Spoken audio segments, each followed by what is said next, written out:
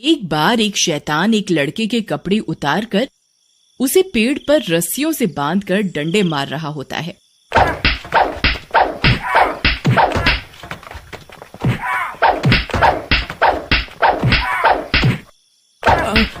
मुझे क्यों मार रहा है? मैंने तुम्हारा क्या बिगाड़ा है? छोड़ दो मुझे जाने दो प्लीज। तूने मेरा क्या बिगाड़ा है? हाँ, तेरे जैसे लड़के तो समाज में नासूर हैं, जो कई घरों के चिरागों को बुझा देते हैं।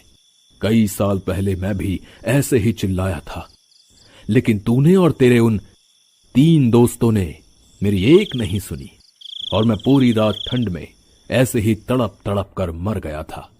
तुम राहुल, लेकिन तुम जिंदा कैसे हो गए? ये सब छोड़, फिलहाल तू तो मर। ऐसा कहकर शैतान उसकी गर्दन काट देता है।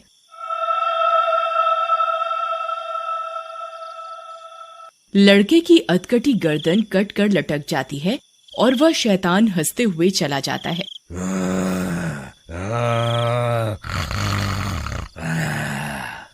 दोस्तों, ये बात शुरू होती है आर्यनगर गांव से, जहां पर राहुल नाम का एक लड़का रहता था जो स्कूल में टॉप करता था और बड़े होने पर उसे शहर के सबसे बड़े कॉलेज में एडमिशन मिल जाता है, जिससे उसकी माता रीमा और पिता राजेश, जो कि काफी गरीब होते हैं, वो बहुत खुश होते हैं। पड़ोसी भी उन्हें काफी बधाइयां दे रहे होते हैं। ओ यारा राजेश, और तेरे पुत्र ने नाम रोशन कर दिता साडे गांव दा। हुण ते गरीबी भी दूर हो जाएगी। हाँ भाई, राहुल अपनी पढ़ाई पूरी कर ले, अच्छी सी नौकरी कर ले, और हमें क्या चाहिए। तभी वहां राहुल आ जाता है। सरदार अंकल, हाँ बस एक बार मेरी पढ़ाई पूरी हो जाए, फिर देखना मैं पापा और मम्मी को क्या पूरे गांव के लिए कुछ अच्छा सा करूंगा। एक स्कूल खोलूंगा ताकि गांव से और बच्चे भी अच्छा पढ़ लिख जाएं। और जितने रहो पुत्र जी, तेरे वर्गे लड़कों की ऐसी सोच ही देश का भविष्य है।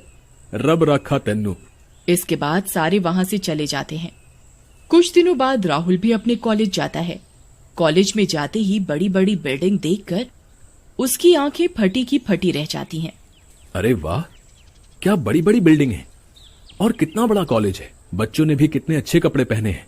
वाह, यहाँ पढ़ने में तो मजा ही आ जाएगा। मैं यहाँ खूब दोस्त बनाऊंगा। ऐसा कहकर वो आगे जा ही रहा होता है कि तभी 4 दोस्त, जिनका नाम नोना, शैंकी, रहीम और रोहित होता है, सामने से आ जाते हैं और राजेश को देखकर हंसने लगते हैं। अबे देख, गांव से कोई नया तोता आया है। अबे तोता नहीं, गांव का बैल बोल बे। चुप करो तुम, भाई है अपना ये, सुना नहीं? जय जवान जय किसान। चल बेटा, अपना नाम बता हम लोगों को, अपना नाम बता हम लोगों को, और जल्दी से कुत्ते की आवाज निकाल कर सुना। देखो आप लोग मुझसे ऐसे बात मत करो प्लीज, मैं यहाँ पढ़ने आया हूँ और कुत्ते उत्ते की आवाज मैं नहीं निकालूंगा। ऐसा सुनकर चारों गुस्से में आ जाते हैं और उनमें से रोहित नाम का लड़का राजेश को थप्पड़ मार देता है। अबे तुझे गांव की ज्यादा हवा लग गई है, चर्बी चढ़ गई है तुझे, तेरी चर्बी निकालनी पड़ेगी गांव के गवार। वो राजेश को और मारने जा रहे होते हैं कि तभी कॉलेज के एक प्रोफेसर वहां आ जाते हैं। अरे तुम चारों फिर यहाँ फिर किसी नए लड़के को परेशान कर रहे हो? चलो जाओ यहाँ से, न कोई काम न धाम, जब देखो आवारागर्दी। उसके बाद वो चारों वहां से चले जाते हैं और राजेश को बाद में देखने की धमकी देते हैं। प्रोफेसर राजेश के पास आते हैं। बेटा, ये चारों बहुत ही बदमाश हैं और चारों के चारों काफी अमीर घरों से आते हैं, तो प्लीज तुम अपना ध्यान रखना और इन दुष्टों से दूर रहना। जी सर, मैं अपना ध्यान रखूंगा और पढ़ाई पर पूरा ध्यान दूंगा। उसके बाद कुछ दिनों तक कुछ नहीं होता। राजेश भी अपने अच्छे व्यवहार और नॉलेज के कारण कॉलेज में काफी नाम बना लेता है और जल्द ही पूरे कॉलेज में फेमस हो जाता है। सब उसे पसंद करने लगते हैं। एक रात जब राजेश अपने हॉस्टल के कमरे में पढ़ रहा होता है, उसके कमरे के दरवाजे पर जोर जोर से दस्तक होती है। अरे भाई, कौन है जो इतनी रात को दरवाजा पीटे जा रहा है? आता हूँ, थोड़ा सब्र रखो भाई। लेकिन दरवाजा पीटना बंद नहीं होता। उधर जैसे ही राजेश दरवाजा खोलता है, उसके सामने 3 हैवान और एक चुड़ैल खड़ी होती है। डरावनी आवाजें आने लगती हैं। अंदर आने के लिए नहीं कहोगे राजा जी? डर के मारे राजेश की चीख निकल जाती है और वो भागकर छत पर पहुंच जाता है। नहीं मम्मी, नहीं, छोड़ दो मुझे। इस कॉलेज में भूतों का साया है, मुझे नहीं पता था, छोड़ दो मुझे प्लीज। तभी बारिश के साथ तेज बिजली कड़कने लगती है। तभी रहीम अपना चुड़ैल का मुखौटा उतारता है और उसे एक थप्पड़ मारता है।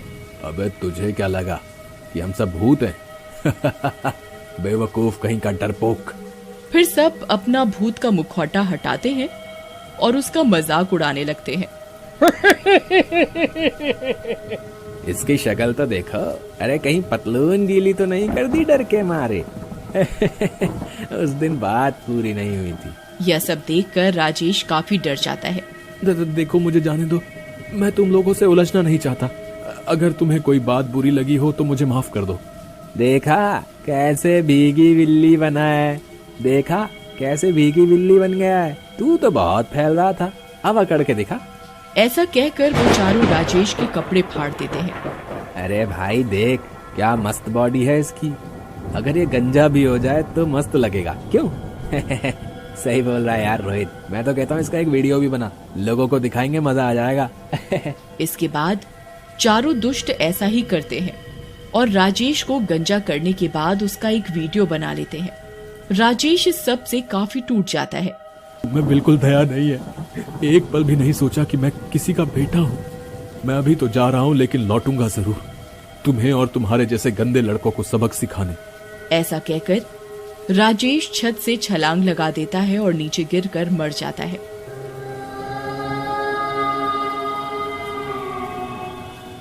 अरे यार, इसने तो छत से छलांग लगा दी, ये तो पक्का मर गया होगा। अब क्या होगा, हम फंस जाएंगे। अबे कितना डरपोक है तू, कुछ नहीं होगा हम लोगों को।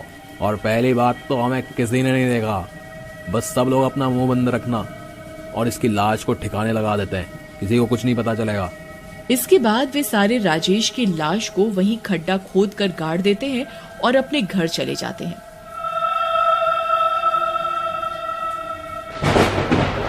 कुछ दिनों बाद जब रहीम सो रहा होता है तभी एक शैतान आता है और जोर से रहीम को लात मारता है।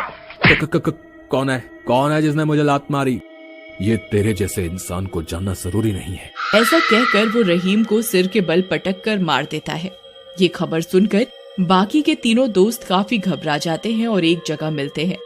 यार पता नहीं किसने रहीम को मार डाला, वो भी इतनी बुरी तरह। इस तरह तो कोई शैतान ही किसी को मार सकता है। अरे यार तुम भी इतना डरते हो यार, मुझे लगता है नशे वशे में गिर गया होगा रहीम।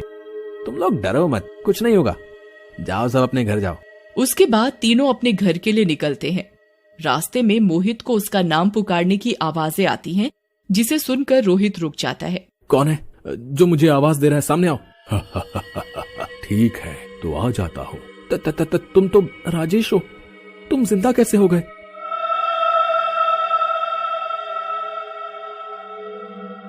मुझे माफ कर दो, मुझसे गलती हो गई। तुमने मुझे बहुत सताया था, मारा था, मेरी लाश भी मेरे माँ बाप को नहीं मिली, तुम्हें तो मरना ही होगा। ऐसा कहकर शैतान रोहित के सारे कपड़े निकाल देता है और उसके बाद उसके हाथ पैर उखाड़ कर मार देता है। उसी रात जब नोना अपने कमरे में सो रहा होता है, राजेश का भूत उसके कमरे में आ जाता है और नोना को उठा करके दीवार से चिपका देता है। कौन है? मुझे नीचे उतारो प्लीज। डर लगा अपनी मौत देखकर? लेकिन मुझे तो नहीं लगा था, मैं तो नीचे कूद गया था छत से। चलो तुम भी कूदो, चलो। नहीं राजेश, मुझे माफ कर दो प्लीज, मैंने गलती कर दी, मुझे माफ कर दो। तुझे माफ कर दूं? अगर तुझे माफ कर दिया तो तेरे जैसे दुष्टों से मेरे जैसे लोगों को इंसाफ कैसे मिलेगा? तूने तो मेरी जिंदगी ही खत्म करवा दी। ऐसा कहकर वो शैतान नोना को उसके कमरे की खिड़की से नीचे फेंक देता है। इस तरह वो शैतान अपने साथ हुई बदसलूकियों का बदला ले लेता है। अगले दिन कॉलेज के गेट पर लिखा होता है, रैगिंग करना मना है, और नोना की लाश वहां लटक रही होती है और राजेश भी वहां से गायब हो जाता है। तब से उस कॉलेज में रैगिंग होनी भी बंद हो जाती है।